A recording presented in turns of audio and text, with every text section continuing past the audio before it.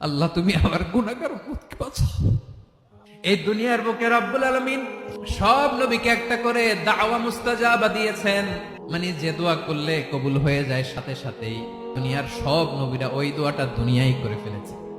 বিশ্বনবী বলবেন, আল্লাহ ওই স্পেশাল দোয়াটা দুনিয়াতে করি নাই, আজকে আমি তোমার দরবারে দাঁড়িয়ে কিয়ামতের দিন ওই দোয়াটা করছি। আল্লাহ আমার যে উম্মতের হৃদয়ে যাররা পরিমাণ ঈমান আছে, আমার একটা উম্মতকেও তুমি জাহান্নামে ঢুকাতে পারবা না। বিশ্বনবী পাগলের মতো একবার হাউজে কাউসারে যাবেন, একবার সিরাতে যাবেন, একবার পুলসিরাতের দিকে, একবার হাউজে কাউসারের দিকে, পাগলের মতো দৌড়াতে থাকবেন। তার কোন গুনাহগার উম্মত যাতে জাহান্নামে ঢুকে না যায়। উম্মতি বিশ্বনবী আমার জন্য কাঁদবেন, আপনার জন্য কাঁদবেন, আমাদের জন্য সেদিন কেঁদে কেঁদে জাহান্নামের দরজায় দাঁড়িয়ে আমাদেরকে টেনে টেনে জান্নাতে ঢুকাবেন।